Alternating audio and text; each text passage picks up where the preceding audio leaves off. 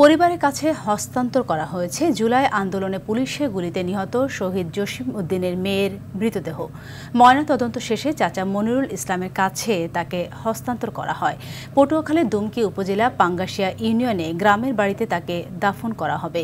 এদিকে তার মৃত্যুতে ভেঙে পড়েছে পুরো পরিবার। রাতেই হাসপাতালে ছুটে যান বিএনপি, এনসিপি এবং জুলাই ফাউন্ডেশনের নেতাকর্মী ও কর্মকর্তারা। দ্রুত সময়ের মধ্যে অভিযুক্তদের সর্বোচ্চ শাস্তি দাবি করেন সবাই।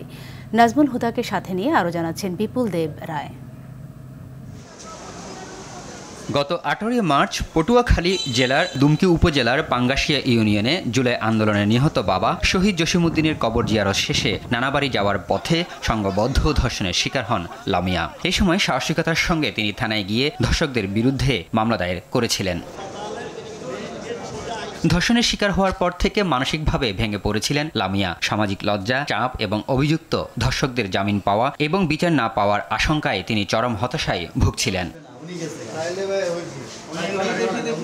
শনিবার রাতে আত্মহত্যার মধ্যে দিয়ে লামিয়া জানান দিয়ে গেল এই সমাজ ও রাষ্ট্রের প্রতি তার ঘৃণা ও বিচার না পাওয়ার প্রতি ধিক্কার। এখানে যারা দুষ্কৃতিকারী এদের পিছে ব্যাকগ্রাউন্ড খুব বড়, মানে অনেক বড় এদের ব্যাকগ্রাউন্ড, বা এদের রাগা বলের মতো বড়, কেন এদের সাথে আমরা পারার মতো যোগ্য নাই। লামিয়ার আত্মহত্যার খবরে শহীদ সোহরাওয়ার্দী হাসপাতালে ছুটে যান বিএনপি, এনসিপি ও জুলাই ফাউন্ডেশনের নেতাকর্মী ও কর্মকর্তারা।